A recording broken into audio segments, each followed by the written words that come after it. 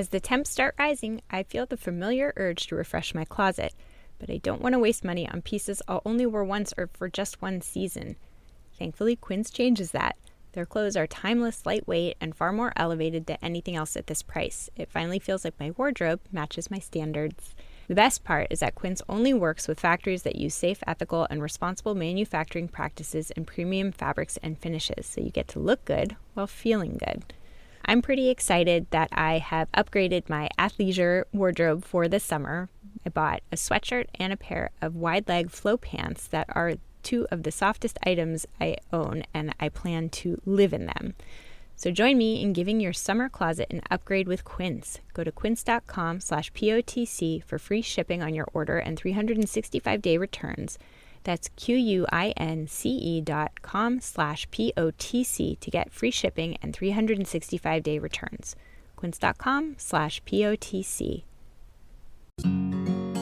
It doesn't have to even be devastating for you to begin to lose your grip on the way you think about the world, on what you know. And so one of the things that I would say to myself during those years is, what would I do if my daughter came to me and told me the story? Kind of instant reorientation. Is this relationship allowing me to stand in my integrity? That was Robin Stern on Psychologists Off the Clock.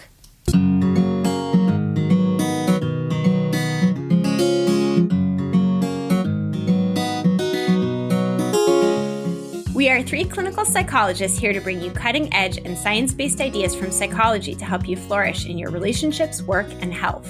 I'm Dr. Debbie Sorensen, practicing in Mile High, Denver, Colorado, author of Act Daily Journal, the Act Daily Card Deck, and the upcoming book, Act for Burnout.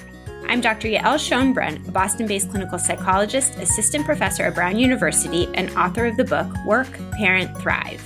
And from coastal New England, I'm Dr. Jill Stoddard, author of Be Mighty, the Big Book of Act Metaphors, and the upcoming Imposter No More.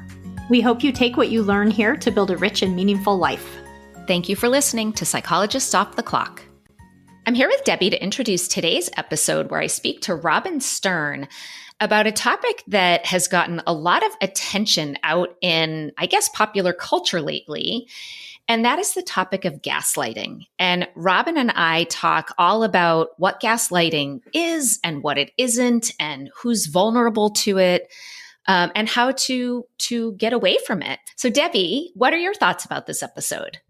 I had a lot of thoughts about this episode. I think for me, it was helpful for exactly the reason you're talking about, that it is a term that I hear a lot used in different capacities. And it helped me to just think a little bit more deeply about what is it, what isn't it. And there were a few nuggets that I think I will really keep with me. One is this idea that it's like a persistent pattern, and just some things about different types of it, different flavors of gaslighting. And so again, I think sometimes these terms in psychology, they're kind of trendy, right? And they get used a lot. And like overused sometimes. I think sometimes it's gaslighting in particular is used for things that maybe aren't really, at least according to her definition. But then also they get so vague. And of course, this is a term that you could kind of define it. I mean, maybe different people define it differently, but to me, it's helpful to stop and think about, like, what are we talking about here, really? And let's get a little bit more precise about the meaning of the word. I found that really helpful. Yeah, I agree. And one thing I think that is sort of interesting is to think about this relationship between narcissism and gaslighting. And I think she talks about how people who are gaslighting you are not always going to be narcissistic, but that there is a lot of overlap there. And so often it is. And maybe that's on the more extreme end of things. But I've been sort of interested in this lately. We've done some past episodes on narcissism on the podcast. You can listen. One of the ones that was downloaded a lot when we released it quite a while ago was episode 98 on narcissism.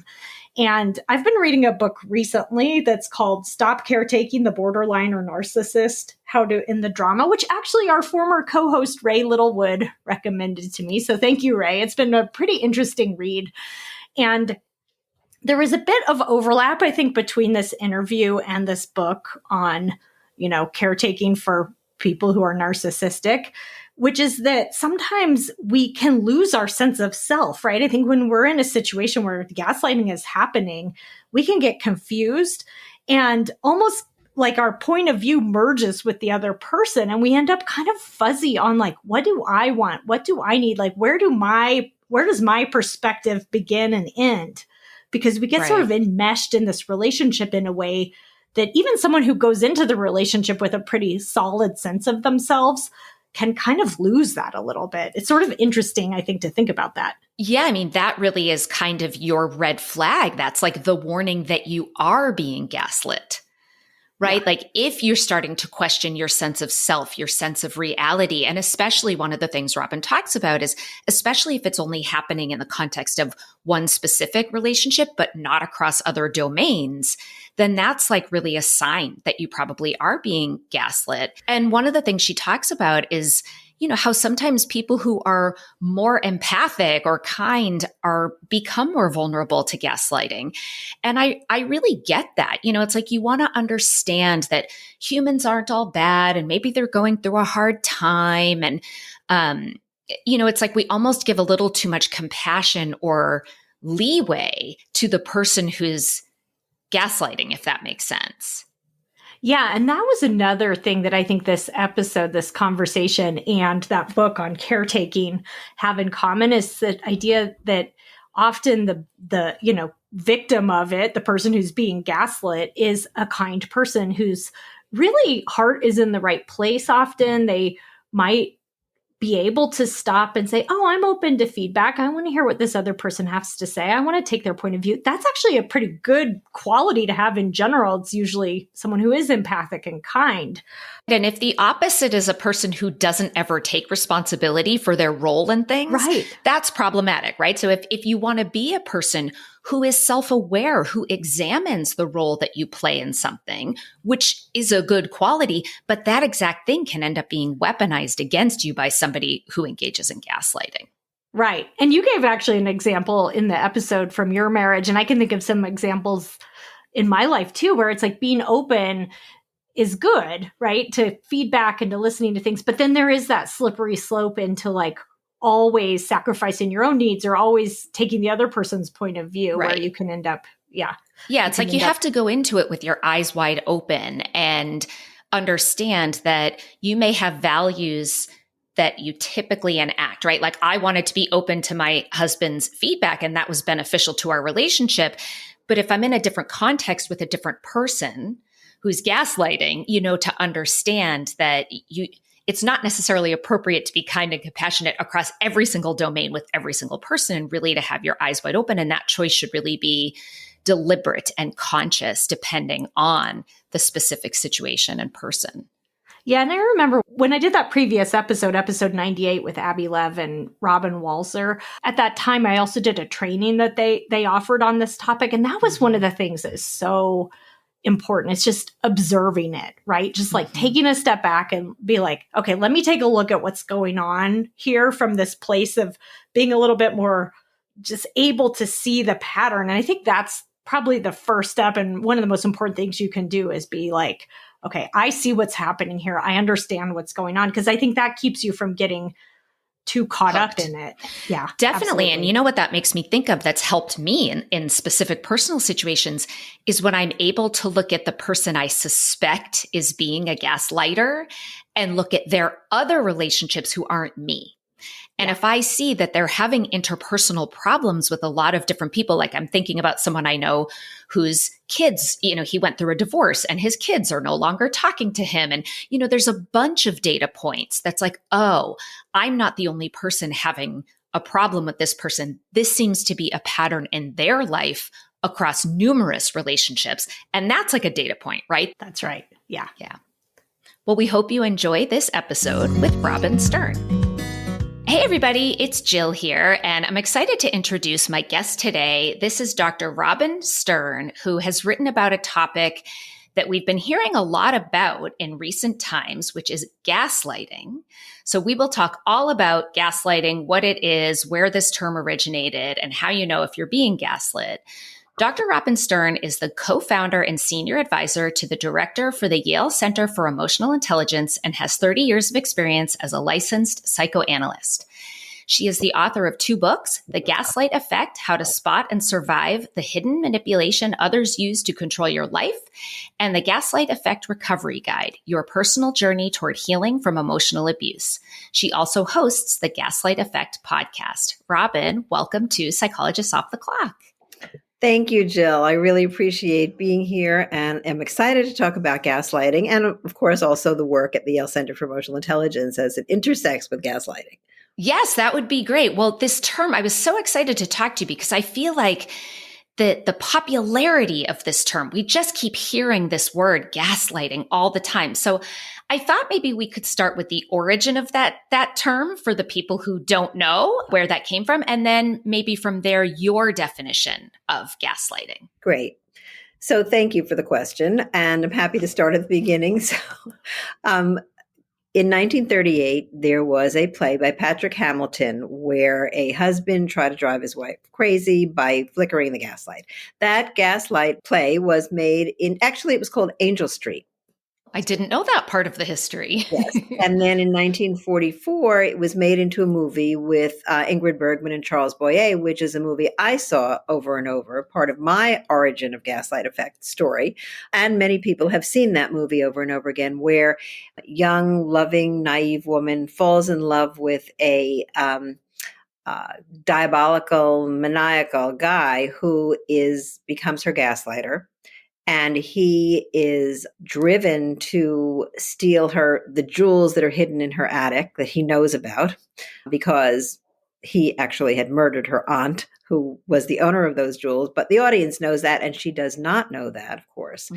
And so over the course of the movie, and in fact, in the very beginning, you see her go from a confident, lovely, feet on the ground kind of woman in love with her husband to someone who is second-guessing herself, is kind of anxious, and the character Ingrid Bergman plays, Paula, in the movie becomes more and more anxious, and in fact becomes, as at the manipulation at the hands of her husband Gregory in the movie, becomes the crazy person he has been telling her from the beginning she is. And it was always fascinating to me that this woman, and then people in my practice and people in my personal life, were so confident and solid, feeling solid about themselves and their decisions in most of their lives. And yet in one relationship where they bought into the power of love and attraction and relational connection,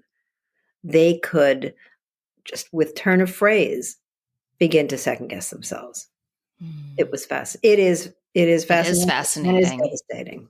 You know, I've never actually seen the movie. I think I'm going to have to put that on my list to actually see. I know that the role of the movie and the history of this term, but you've described it in the most interesting way I've ever heard it described, and now I really want to go see the movie.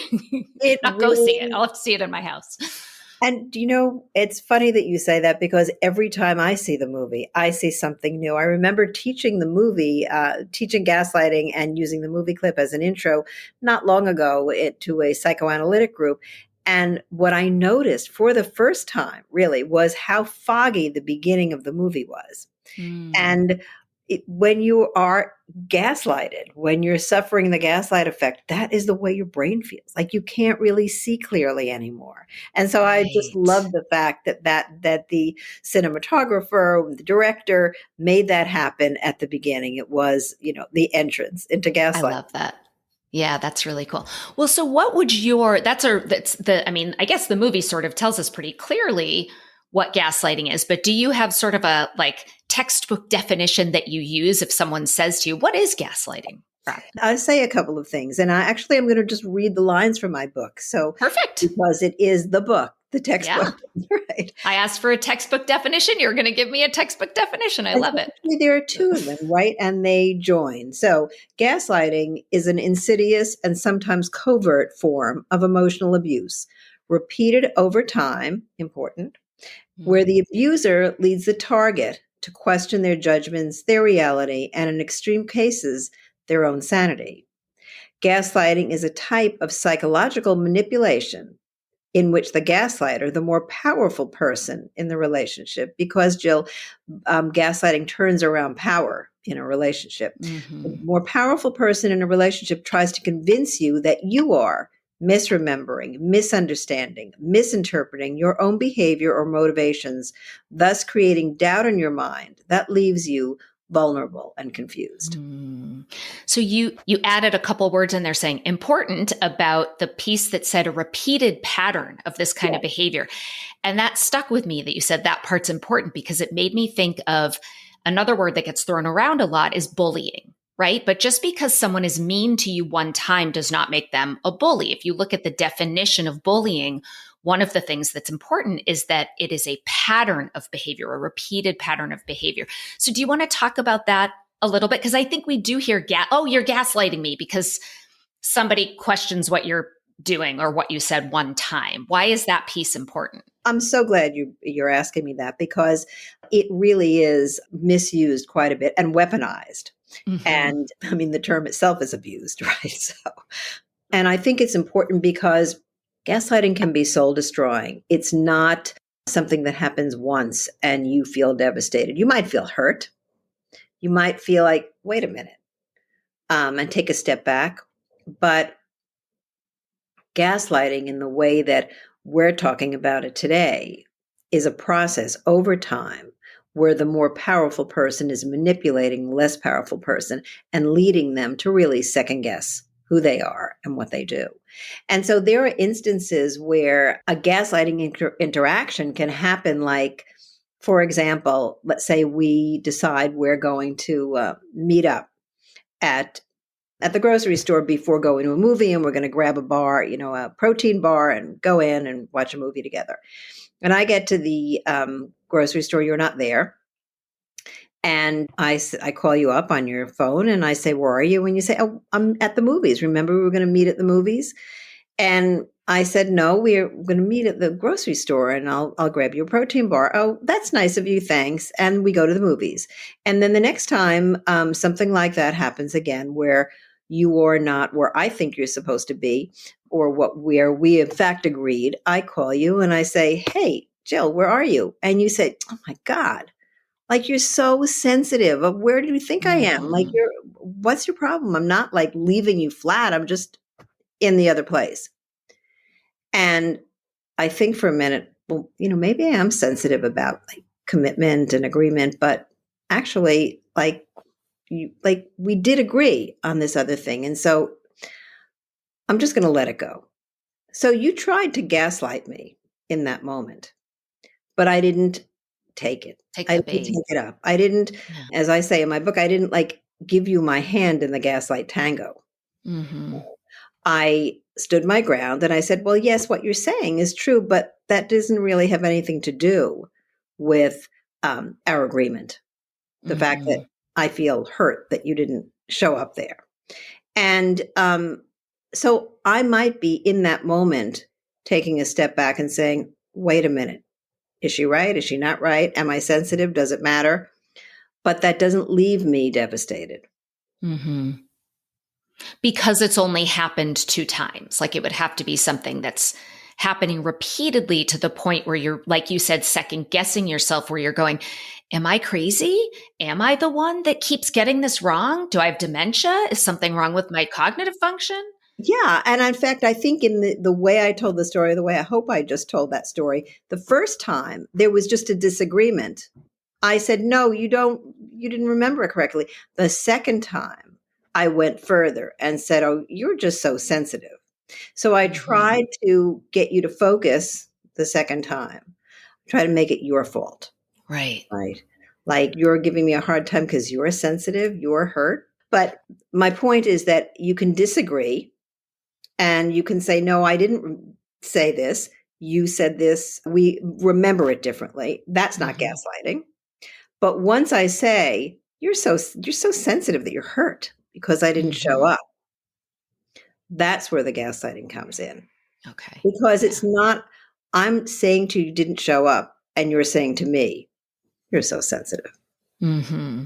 Right. Putting it back on you as if Right, you've done something wrong or it's your fault in some way or you're not right, seeing this right. clearly or realistically. Yeah. And not Calling dealing your with whether or not you were supposed to be where I said you were right. supposed. Right. And it's like calling the other person's reality into question. It's exactly that. Yeah. Yes. Yeah. My And you're reality. using a hypothetical example that this could be you and me. And I think that's an important point too. You know, the movie happens to be a heterosexual married couple. And I think we often think of gaslighting happening in romantic relationships, but can gaslighting happen in any interpersonal relationship with with a parent, with a friend? It often does happen with a parent. And many times with a parent, it's inadvertent gaslighting. So, at the extreme, there are parents who are constantly, sadly and tragically, actually saying to their kids, "You're a loser. This is not working out for you because you are a loser. You failed that test, you're a failure." And it can be devastating for a child growing up with that kind of a parent is either dealing with their own anxiety or their own anger or disappointment by putting the other person down, blaming the other person, or intentionally trying to make that person feel badly about themselves. Mm-hmm. Or that's not or, it's and or trying to make that person feel bad about themselves. And that person's a bully, but they're bullying in a particular way here. They're gaslighting the other Mm-hmm. person so that the child ends up thinking, I'm a failure. I thought I didn't think I was a failure. I didn't think I was a bad person. But Right. my parent who loves me and cares for me is telling me I'm a bad person. I must be a bad person. Yeah. You know, So how would you differentiate between just like mean, hypercritical, or even verbal abuse versus like, wouldn't the gaslighting have to have almost like this element? You know what I always think of is I get this visual. People can't see us. We're not on video, but I always, to me, this is me like looking over both of my shoulders back and forth going, am I crazy? Am I the only right, one who's seeing this? That right. feeling of like your reality just being upside down. So could it just be you're a failure, or would they specifically have to do something like, if the kid said, but I studied a lot, I studied as hard as I can. Well, no, you didn't. Because remember, you were like going to sports and you were going to parties. So you couldn't possibly have studied that hard, especially if you failed. That's a good example. Yes. Like that reality testing piece Yes. has to, not reality testing, but that calling that reality into question. Yes. And that's a is very piece of it. concrete, that's a good example because it's a very concrete example. Calling someone a failure is also an example of gaslighting. It's not just you failed the test, Okay. get to your room. It's you failed the test, you're a failure.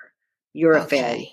And so if you know inside of yourself, I'm not a failure. I didn't study that hard, or I studied, but Right. I didn't do it. It also is calling your character into a question. But there's And it also, makes you second guess yourself. So yeah, that was the part of the definition. So it's sort of like any behavior that's making you really second that's guess yourself, and that kind of results in that right.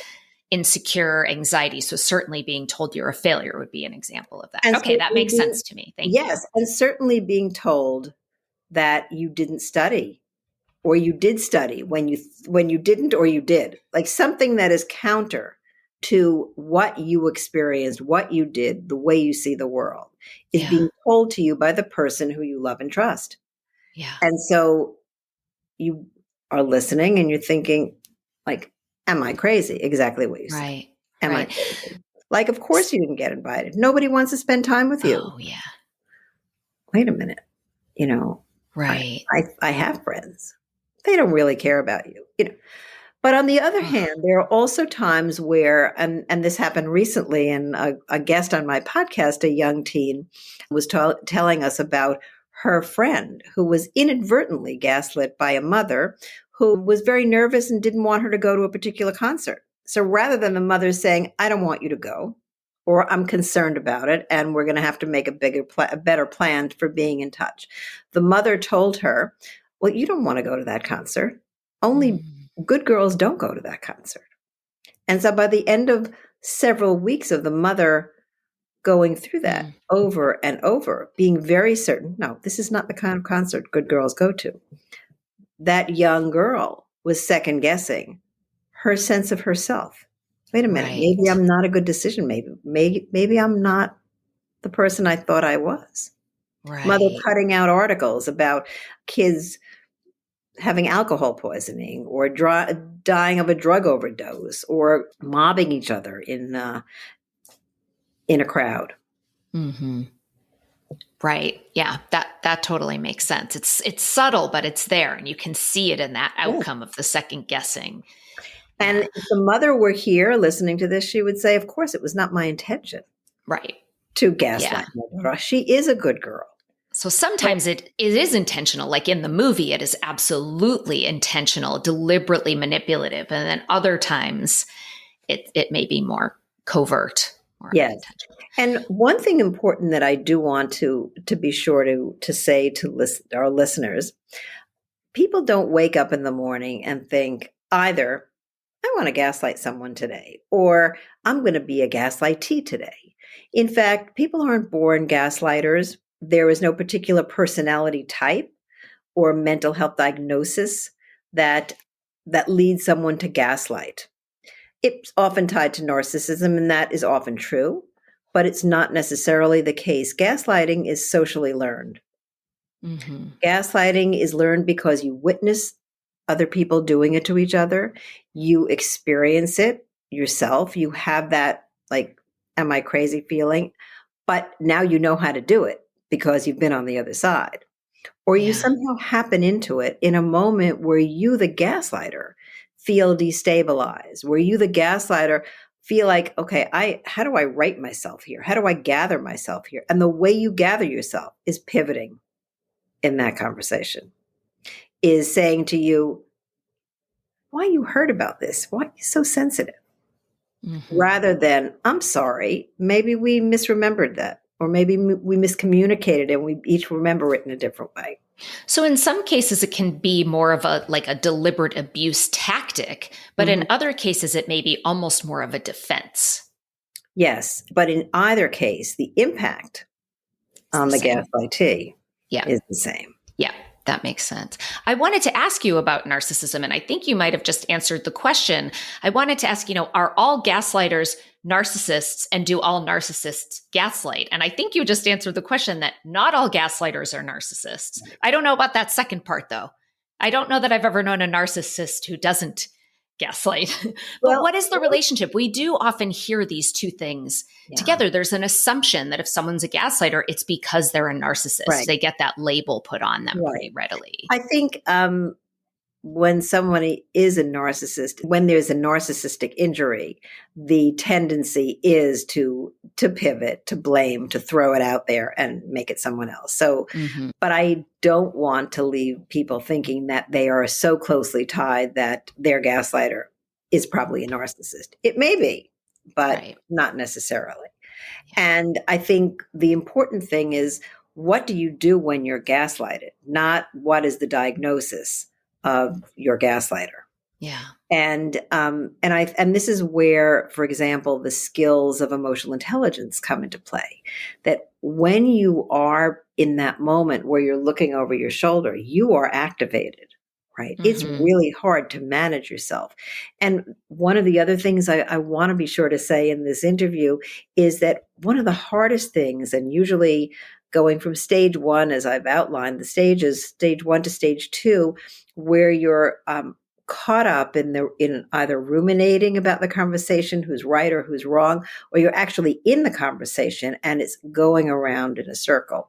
Very hard for the gaslightee to walk away in that stage. Very hard to walk away, to manage your own emotions and simply say, maybe you're right, but I just don't want to have this conversation anymore. Maybe you're right, but I'm just not able to think it through right now. Let's come back to it. We have to agree to disagree because it takes a lot of self-management, takes several deep breaths and some cognitive control to be able to stand up to that gaslighting. Or even just disengage, it sounds like you're saying. Disengage. Yeah. Yes, yeah. Exactly right. More importantly, to disengage. And disengaging is really the only way that you can begin to separate yourself from from that tango. And it's very hard. People tell me all the time, I can't stand the thought that my boss thinks that I'm going through menopause. And that's why I keep getting the deadlines wrong, when in fact, I'm not getting the deadlines wrong. He's giving me deadlines and then changing his mind. So the gaslighting is often like it's pushing that like fairness and justice button. Like, you're misunderstanding me. You're getting it wrong. You're blaming me for something I didn't do. That's not right. It's not fair. I must stand up for myself. Right. But then what's happening is does that serve a function for the gaslighter? Like, are they getting what they want because they're effectively pushing our buttons? Sometimes, but I think sometimes it's just because I don't want to deal with you with the confrontation. I don't really remember what timeline I gave you, but I don't want to be wrong. I'm not going to say you're right. And in fact, aren't you going through menopause anyway? So maybe you misremembered. People going through menopause can have foggy brains. Mm-hmm. So maybe you need to have some time off. And in that situation, like, yes, your sense of fairness and I'm going to say desperation sometimes to be seen and to be understood is just alarm bells are going off. Like, he does not see me. Or he doesn't care. Right. He's just going to go after his own agenda, which is to get off the hook and blame me. I want to talk more about what to do when people find themselves in that, they're being gaslit. But maybe we can kind of back up a little bit and talk like, how do you even know that you're experiencing gaslighting? You talked about the 3 stages of gaslighting. So do you want to talk a little bit about that? Because I think that sets the stage for, oh my God, yes, this is happening to me, right? Like, you need to be aware of that before you even know that there's something that can be done. Right. I'm really happy that my book gave what people are going through a name.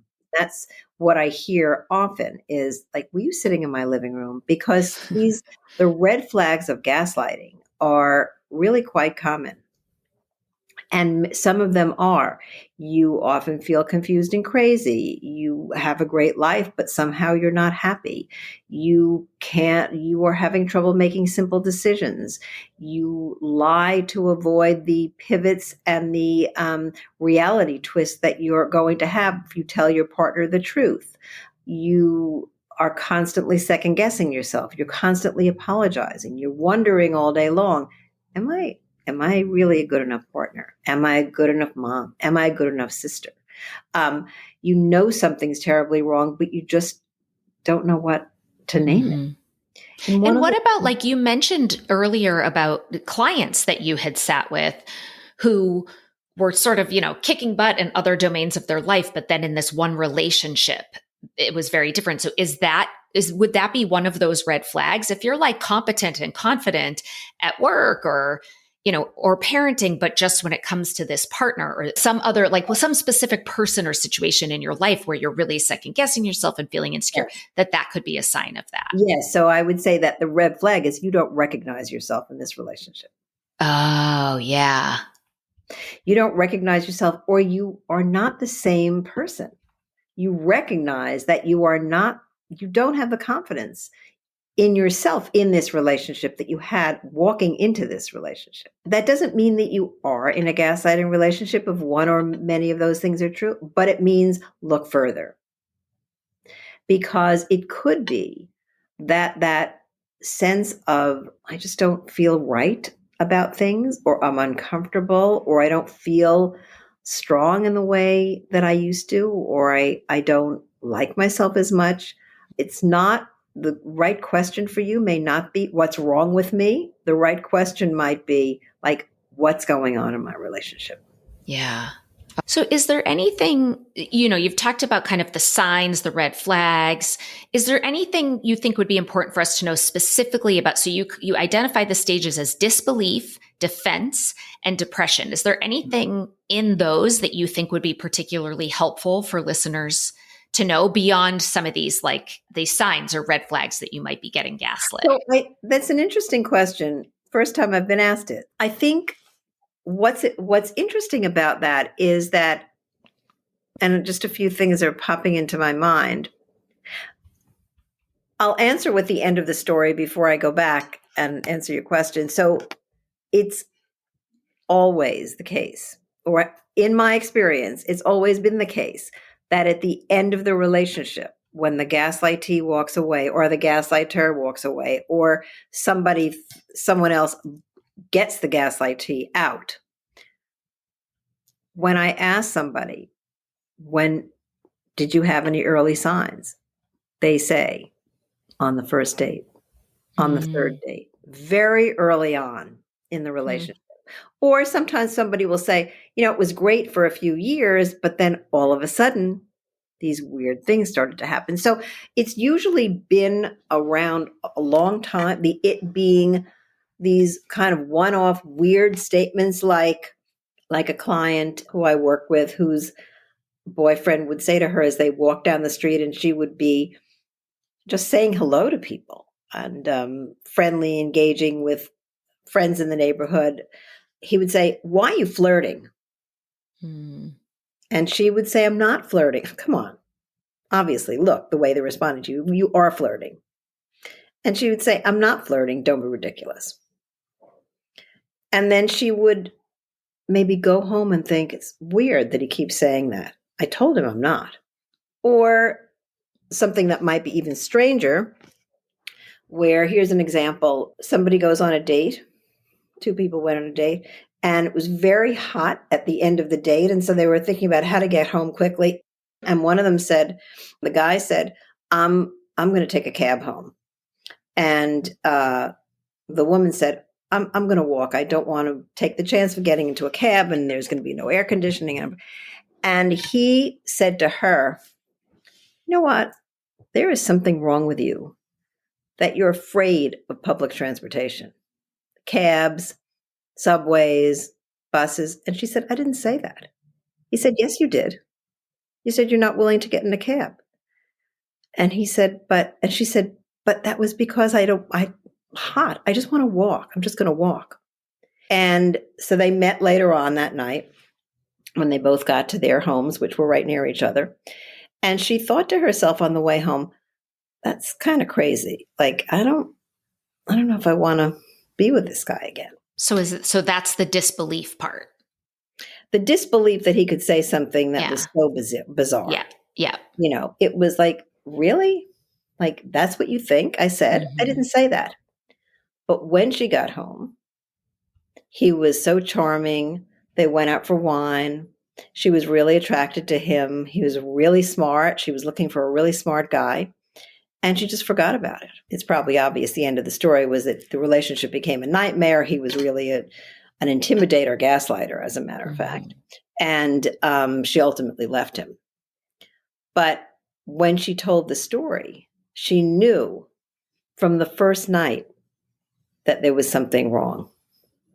And yet, what's so interesting about that is that, when you have a picture in front of you and 90% of the picture looks good to you, and there's 10% of the picture that not right.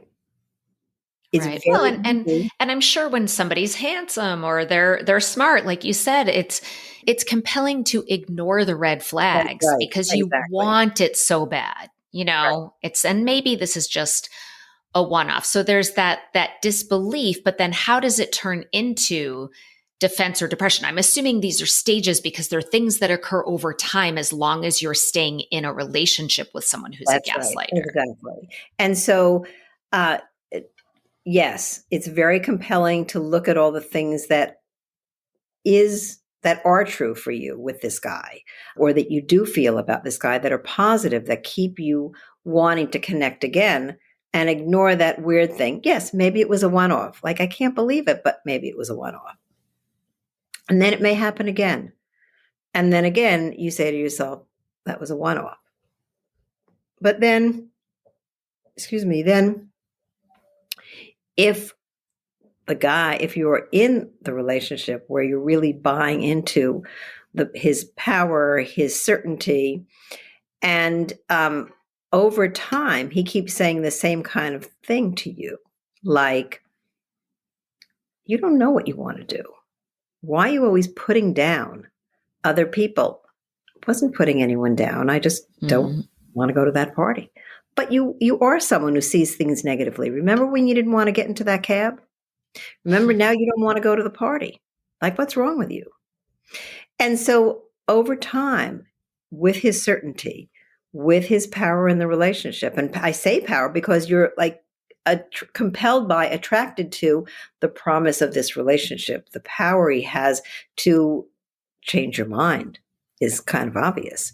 And so you then think, maybe he's right, because we as women, after all, since that's the pairing that is most often, although it happens in any relationship, we as women are taught to stand in someone else's shoes, to be empathic, to think, well, maybe he had like a very difficult mother. And so, he pushes back when a woman makes a choice he doesn't understand. Like, I'll let it go. And especially if we're very empathic, we can get stuck in someone else's shoes and forget about our own. Right. So over time, you start to think, could he be right? Could I have that negative cast? I didn't get in that cab, in fact, and I didn't want to go to that party. And maybe there's something I need to explore. Yeah. And so then what happens is in the situations and the interactions with your gaslighter, you begin to defend yourself, because even though you're thinking maybe he's right, you are still rooted in your own reality. I'm not really a negative person. I don't want him to think I'm a negative person. I know how to stand up for myself and what I really think, and this is it. So I'm going to defend myself. And so the second stage is marked by that, defending yourself. Let me prove to you I'm not a negative person. Let's go out with other people. Let's take a cab tomorrow night. Let me show you. And that's where your skills really need to be sharpened and enhanced in order to be able to move away. And the people I see in my practice are most often in stage 2. Okay. And so I imagine then if they don't move away and the gaslighter continues to just break them down, wear them down, make them second guess themselves, maybe they defend themselves on, the cab and the negativity, but the gaslighter just finds something else to call into question to make them second guess that would then, if you stay and don't get out in that stage, that's where you end up in that depression stage. Yes. Aren't you forgetting that? Are you forgetting that too? So not only are you negative, but now you're forgetting things as well. Right. Like, what's wrong with you? Don't you remember we had this conversation last week? Are there certain traits that make someone more vulnerable to becoming a victim of gaslighting? Or is this something that really could just sort of end up happening to anybody, where you don't end up spotting it and you sort of get stuck in it? Yeah. So I think both yes and there. I think there are things that make you more vulnerable or that leave you more vulnerable if you are very agreeable, if you have a history of accommodating in a relationship, even up to pathologically accommodating. To use a clinical term, with in your family, if your needs were overlooked, if you're always thinking about the other person's needs, if in fact you're very empathic, if you want to be nice, if you like the image of holding hands and looking at the future together, and you feel that you like to be joined with the person you're with. I like us to look at things in the same way. If you can't get him to agree with you, you'll ultimately end up agreeing with him to the point where you agree with him about the negative perception of you. And I wonder too, if depending, you're kind of giving the example of romantic relationships. If somebody's married, that makes it harder legally and logistically to leave. But I'm also thinking about the case, if you have a parent who's a gaslighter, somebody where you only get one parent, like this is the parent you're stuck with. And I imagine that that would be the harder, maybe not harder, but I could see that having its own set of challenges of trying to get away because this is your only mother or this is your only father. And you really want to protect that relationship and make it work. Relationship. You want your parents to love you. They're supposed to love you. Yeah. You want your parents to be proud of you. It's very sticky there. Yeah. Very sticky. And depending on family culture, you may not even be allowed to speak your voice if you have it. Or if you can speak your voice, you can only speak your voice if you agree. I mean, there are many. One of the things that I ask people when I see them for the first time is, what was your dinner table like growing up? Mm. And I hear stories like, well, my father couldn't tolerate any disagreement. He would leave the table. Hmm. Or my mother would get very nervous if there was disagreement, knowing my father was going to leave the table. So, like, you learn not to disagree. You accommodate. Right. You're Right. flexible. That's a great question. I might start using that one in my practice. You can learn a lot about a person's family dynamics by asking what happens at the dinner table. You can. Or even if they say we never sat down and had dinner together, you can I learn a was- lot from that answer too. That's exactly right. It's a very good Yeah. question. Yeah, I love that. Yeah. So let's talk a little bit about what to do. So if someone finds themselves in a relationship with a gaslighter, you say in your book, I'm going to quote you, you say, quote, "You must be willing to leave or it will not work," end quote. Right. But you also suggest that leaving may not be necessary. So how does someone determine whether they should leave or might be able to stay? Yeah. So, one, I would say, going into even thinking about it, is you need to gather your compassion for yourself and gather your social supports and your own your favorite go-to strategies for calming yourself, because there'll be lots of moments where you may feel like going back. In fact, when I was first writing the book, and I was interviewing women who were leaders at battered women's shelters, they told me that it typically takes 7 times or 7 tries before a woman will leave an abusive relationship.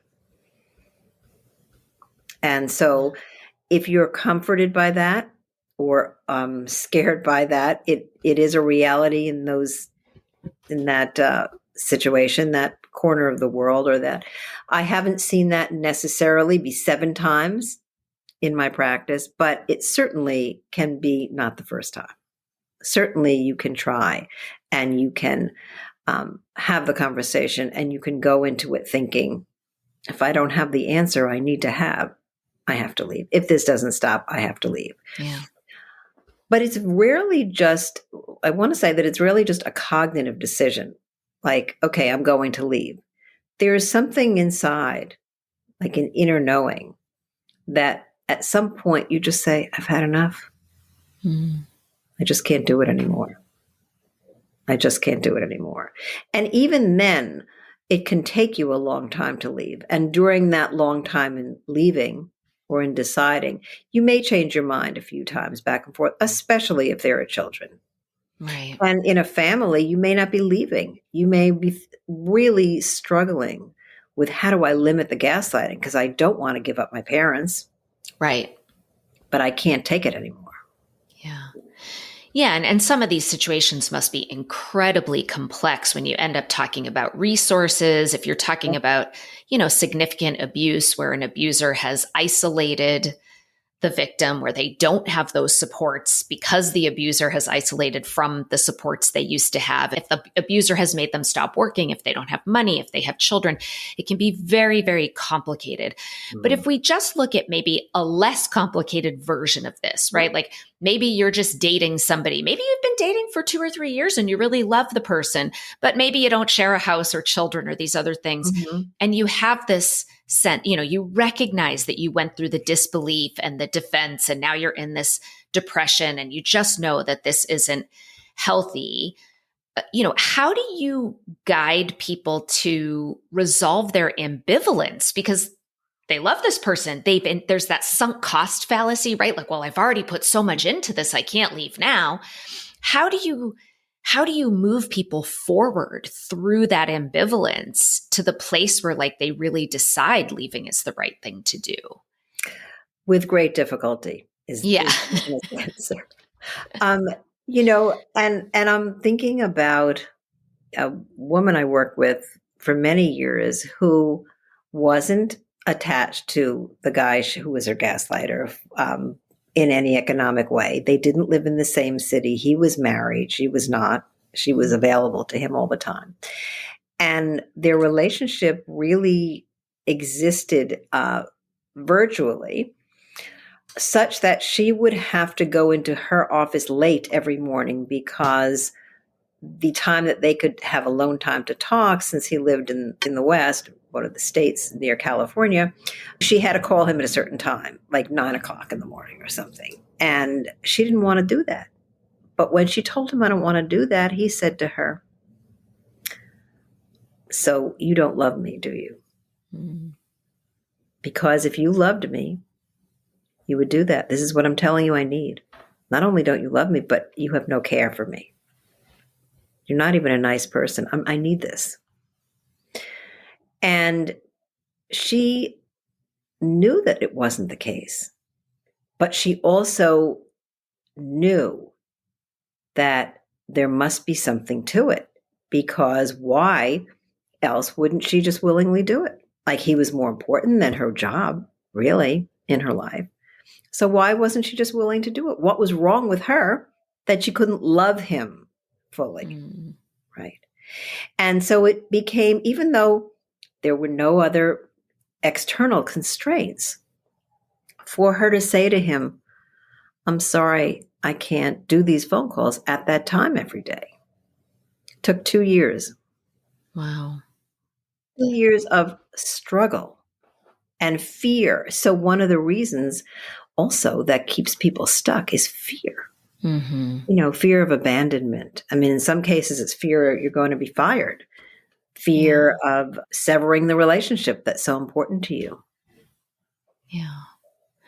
Right. And for the gaslighters who are particularly manipulative, I've worked with a number of people who have left partners who I think very much did have narcissistic personality disorder, which of course I can't diagnose without having seen them, but they were really probably the intimidator type of gaslighter, which we didn't really get to the types of gaslighters, but there's glamour and good guy and intimidator. And we don't have time to go into all this. I recommend people pick up the book to get all of those really interesting details. But a lot of the fear, for her, the one person I'm thinking of, was he weaponized child custody against her as a way to try to keep her around. And she wasn't ambivalent about leaving. She was certain about leaving, but she ran into so many challenges, not only with his abuse and manipulation, but, just the system and the way the courts are set up.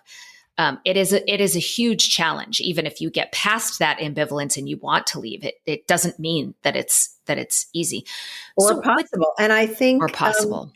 One of the things that I wanted to share, and I do see the time, but that while I was researching this book, I was married to my ex-husband, and he was a good guy gaslighter.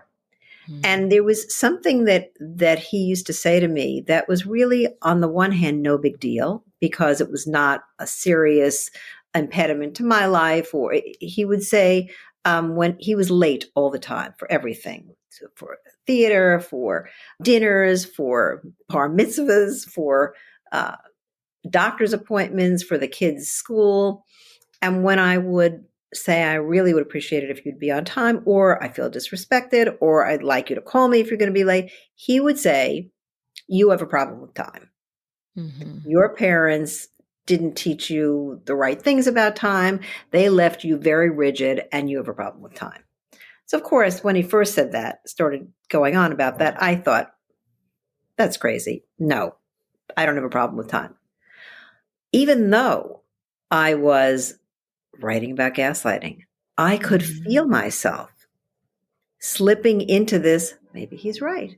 Wow. Maybe I do hold time in a very strange way. Maybe I need to examine that.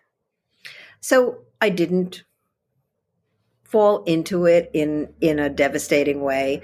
I ultimately divorced him, not because of that particular gaslighting and those interactions, but because of a larger lack of taking responsibility that it pointed to. Mm-hmm.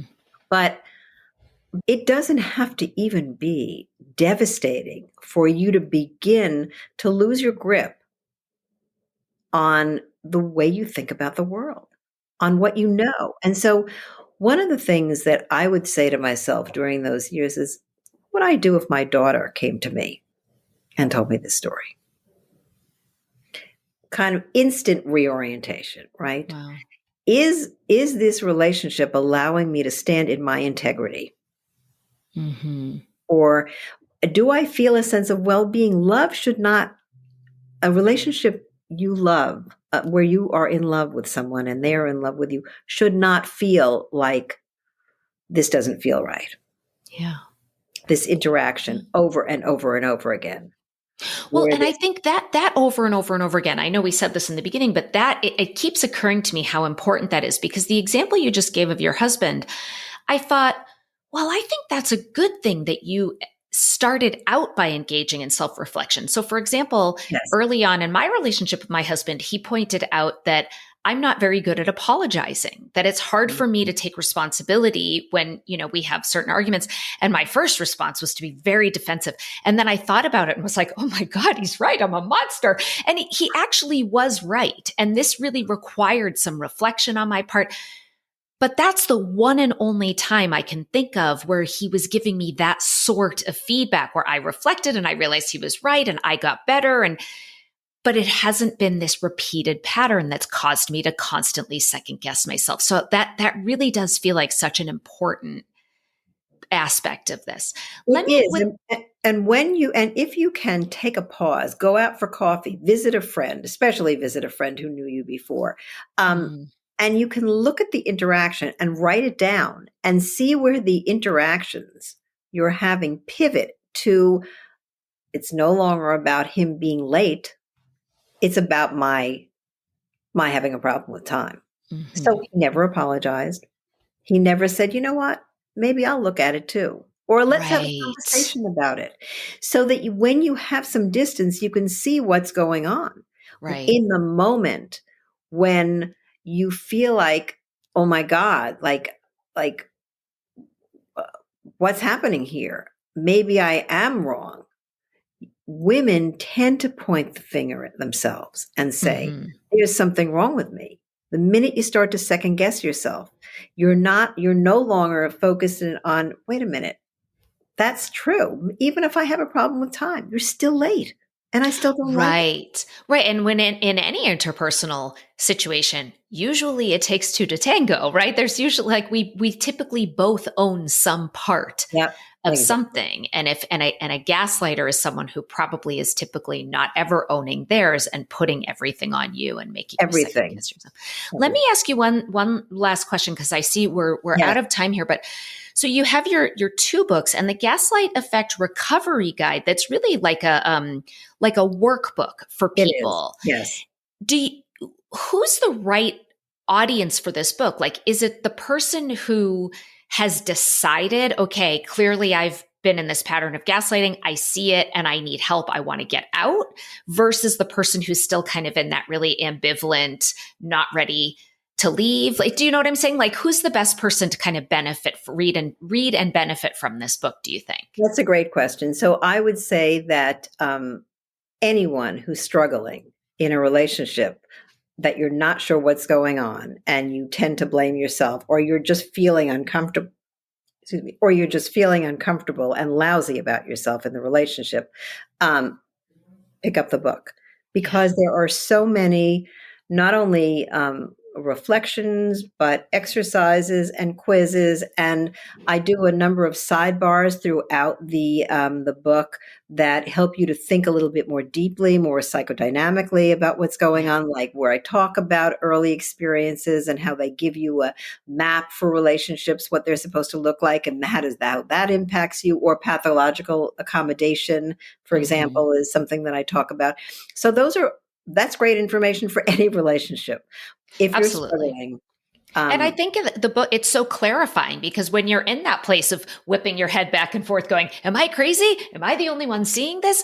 You're stuck up in your head with that. And I think being able to work through, like reading about some of the things we've talked about today, but a lot more, and working through the exercises and writing it down, it just creates, I think, a lot of clarity that will help people move forward and get unstuck if they find themselves in a relationship like this. Well, Robin, it's been so lovely to chat with you. I wish we had more time. I feel like I could talk to you all day. Tell our listeners, if they want to learn more or they want to find you, where can they find you and connect with you?